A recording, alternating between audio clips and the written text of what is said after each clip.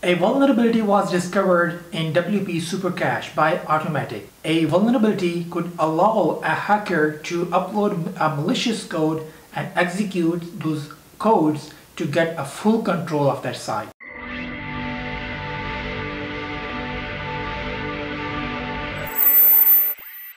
Hello and welcome to another video of SEO Zoom. In today's video, I have brought to you a very updated story which is published by WP Supercache by Automattic, that they have found a vulnerability in their code that there might be a flaw for those users who are using for their cache to improvise the speed of their website, and it has been it's very risky for those users who are using WP Supercache. So it is very alarming for those people who are using WP Supercache. So they have to immediately delete or stop that plugin to not get their website get harmed.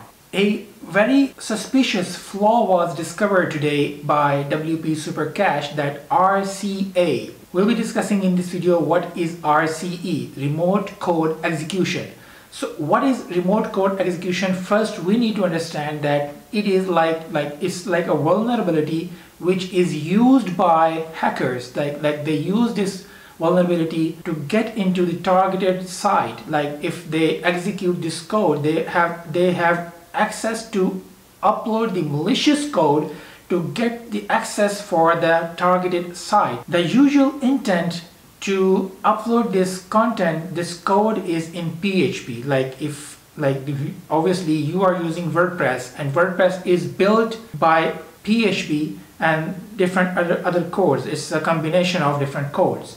So the intent for this RCE is that people who are using, who are the hackers, they actually execute and they actually upload some malicious code to that targeted site, and they run that code to get the access to that website. Once the hacker has that administrative control of that site is gone forever. According to the glossary, an expert from worddefense.com, they have published on their site the definition of RCE. What is RCE? According to them, remote code execution, or RCE, is a code when a hacker is able to upload a code in any website, any targeted website or any of your website, and they are able to execute that code. A bug in PHP code, they evaluate that code, they are able to execute that code, and this could, for example, allow a hacker to